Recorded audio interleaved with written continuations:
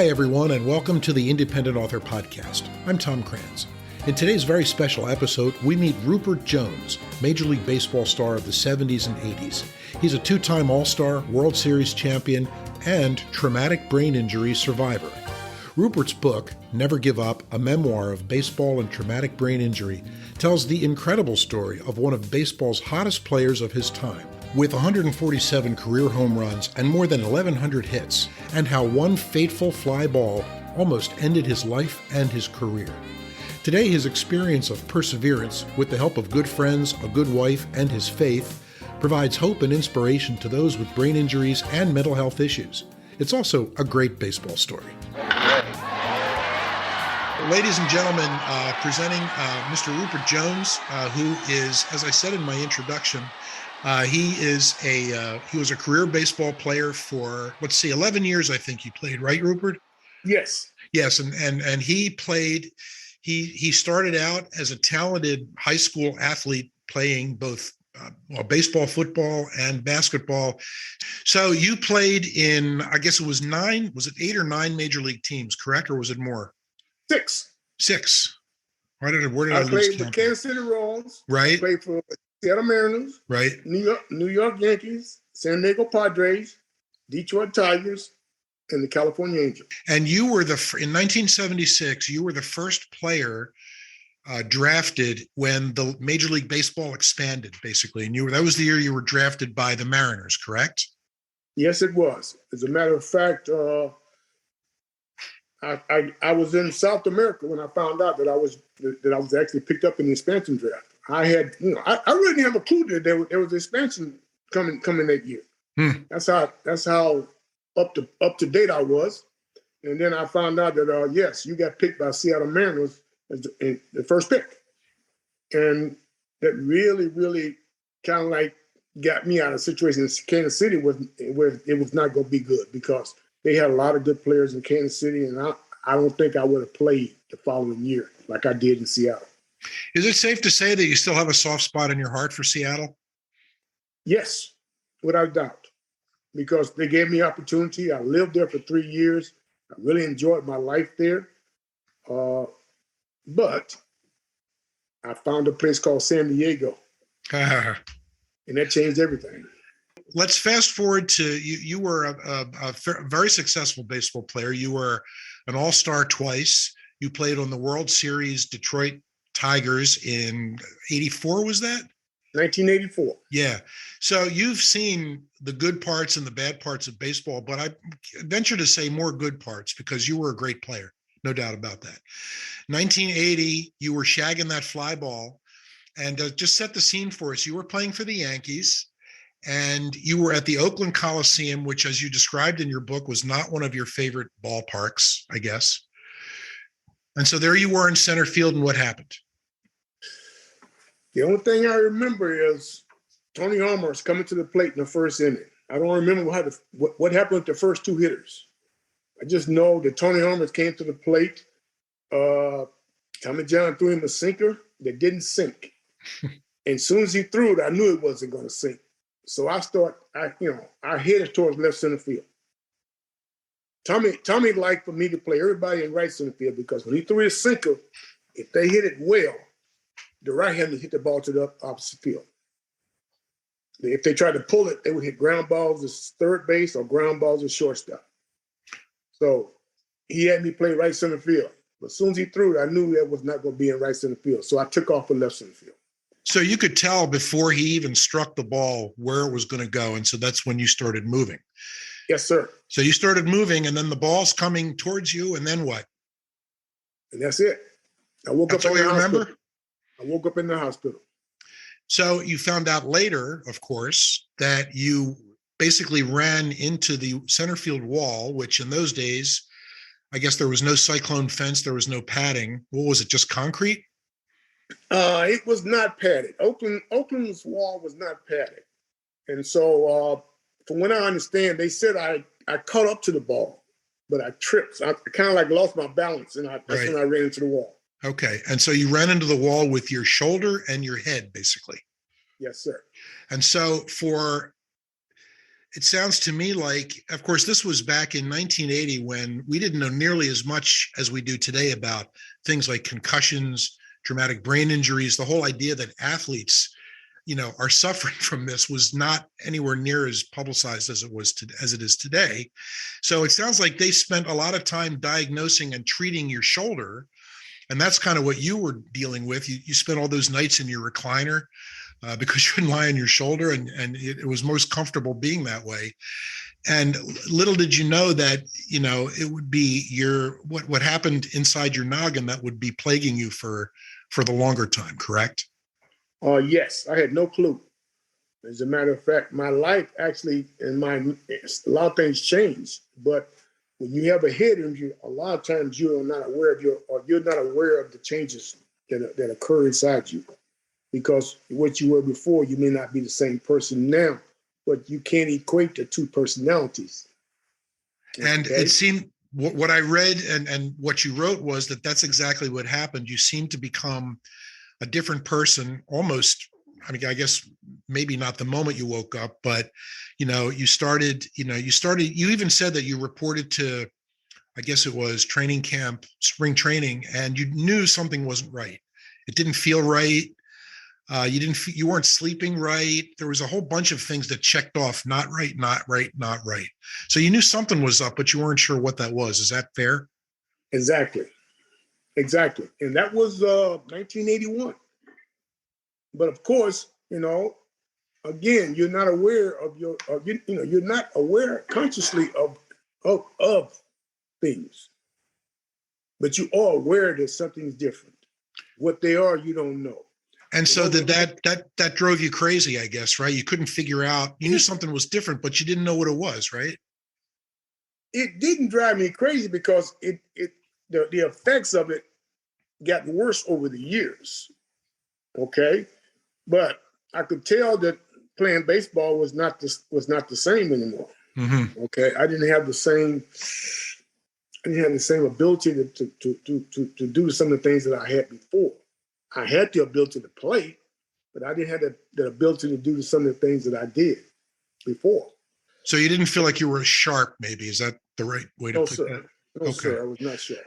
And so as part of this evolution, I'll just kind of use that word because that comes to mind, the frustration of kind of not knowing what this was, that led to some, as you call them, bad decisions. I think there was self-medication using various things, and that's something many people can identify with. And then some, I guess it probably contributed to the end of your first marriage to Wanda, correct? That would be correct for you to say that. It would be correct in all manners, but it happened over a period of time. It's like, guys have knee injuries. Okay, when they first had a knee injury, it's not as bad, but it continues to get worse. It continues to get worse. It continues to get worse, and now they towards the end of their career, or they in 5-6 years of their career, and all of a sudden their knee is real bad. Right. Well, that's what my head injury did. It took on a life of its own gradually over a 10, 11-year period.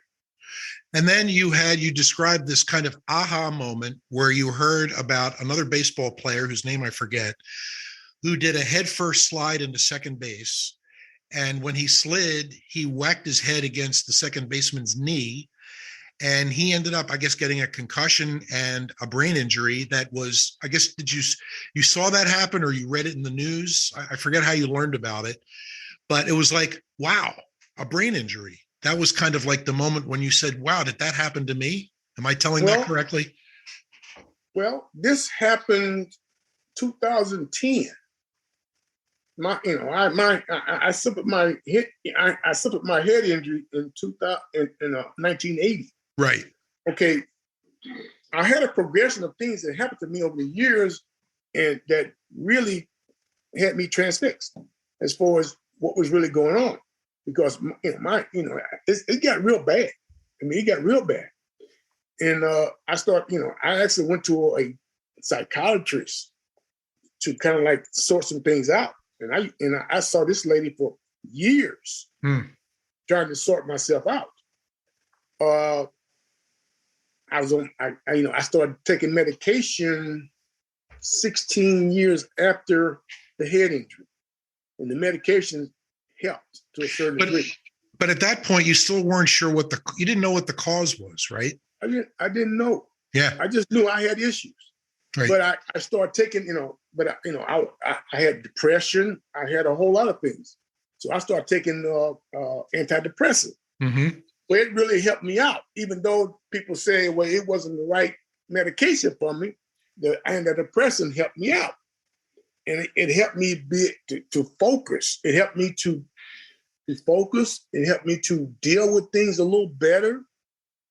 And it really revolutionized what I had become and what I was trying to become. I was on the track now of starting to get a better life.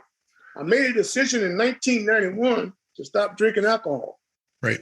Okay. I stopped drinking alcohol. 5 years later, I got the medication.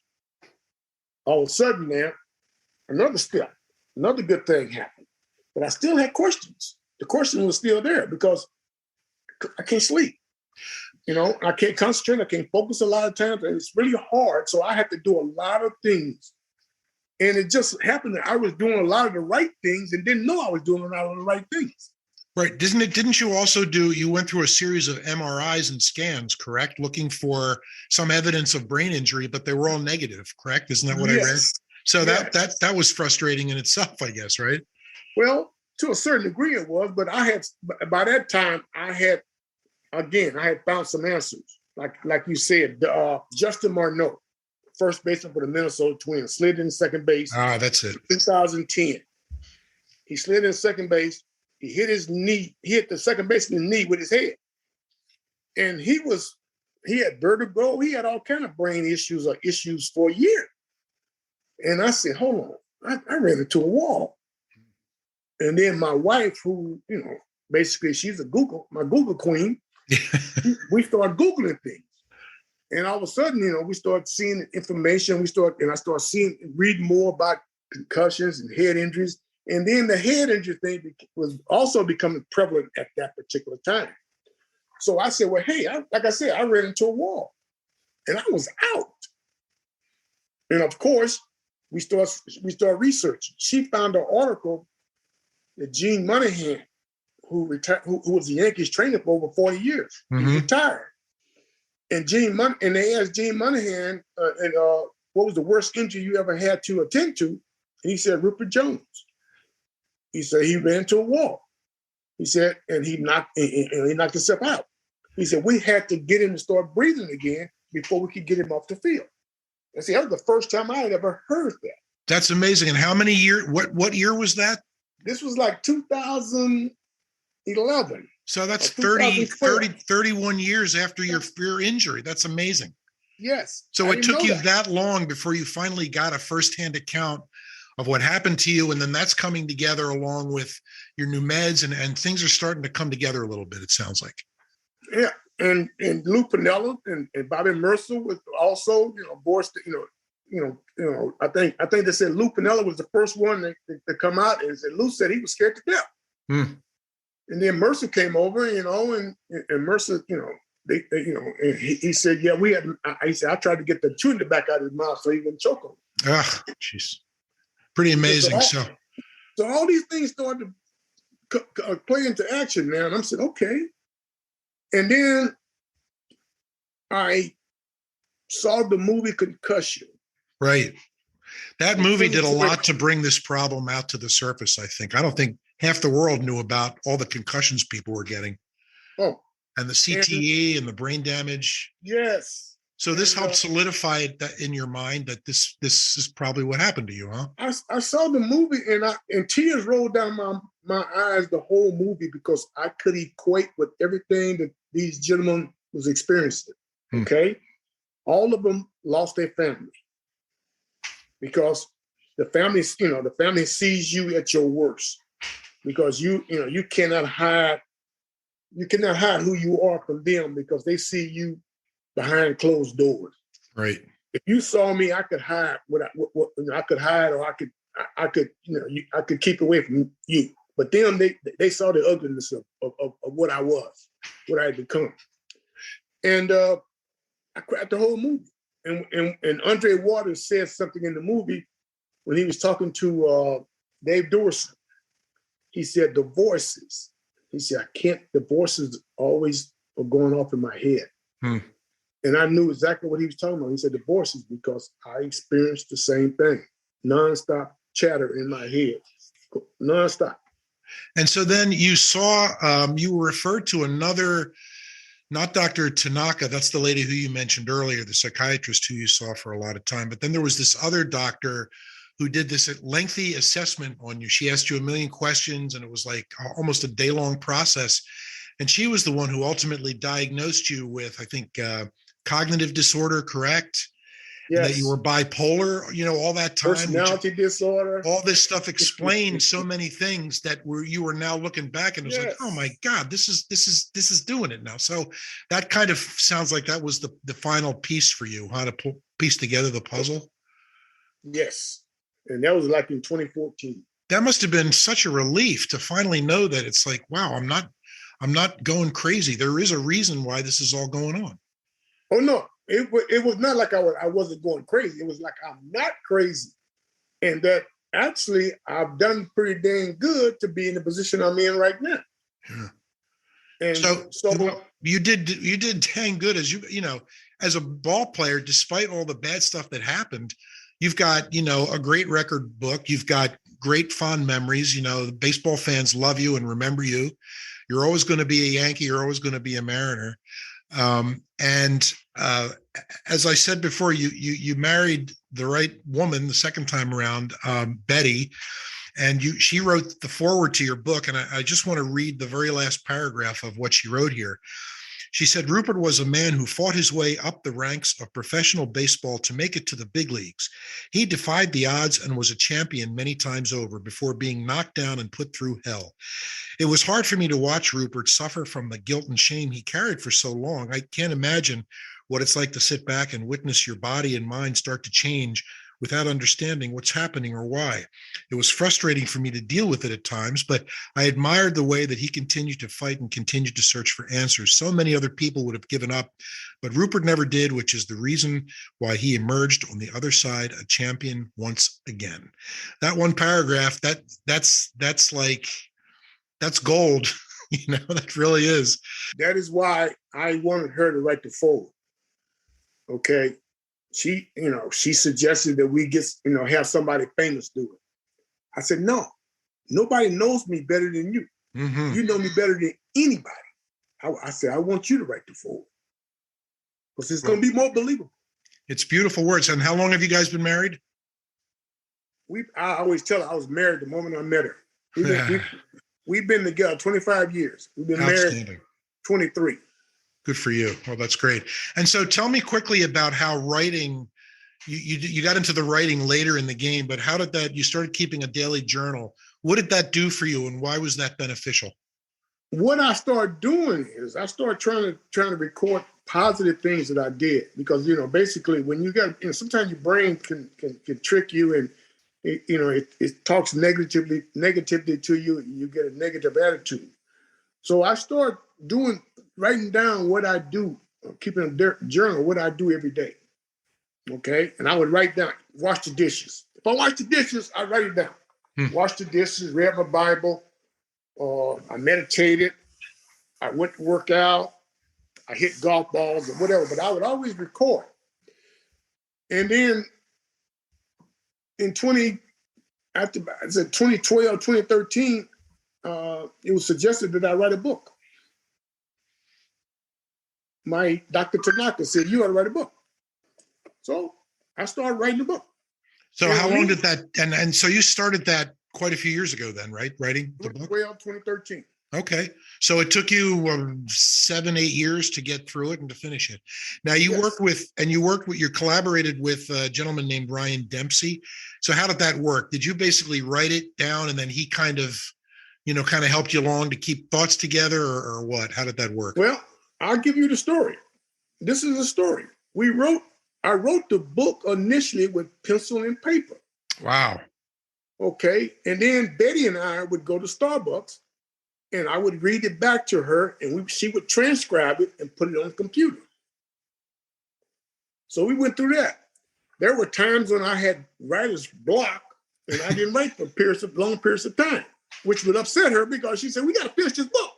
I said, well, I just don't feel it right now. But eventually we finished it. You ended up writing this with Ryan Dempsey, right? So what was his role? Okay, I read Ryan's book. He wrote of Meta World Peace, Ron Artest. Okay. I liked the way he wrote it. So I said, Ryan, and I liked him when I met him. I said, Ryan, I want this book to sound like me. I don't want this book to sound like you. Oh, beautiful. Okay. So he said, okay. So he had me write it again. He made changes. Then he said, all right, write it again. I wrote it again. He made changes. He asked me to write it again. So I rewrote it 3 times. Jeez. Each time I rewrote it, it was a better product. Wow, no wonder it took 8 years between Ryan and Betty. It was like, this was a real collaboration. Well, Rupert, I can't tell you what a pleasure and an honor it is to have met you and spoken with you. The book is called Never Give Up, a memoir of baseball and traumatic brain injury. And calling this a memoir is like calling the Empire State Building a summer home. This is not just a memoir. This is an epic story of survival. I appreciate your time, and be well and continue writing. Good to meet you, Rupert. Take care. Okay, you too. Thank you, sir. Great stories, great reads, great audiobooks. Visit TomCransBooks.com for unique and compelling stories in paperback, ebook, and audiobook. That's Tom Krantz Books. TomKranz Books.com. You deserve a great escape.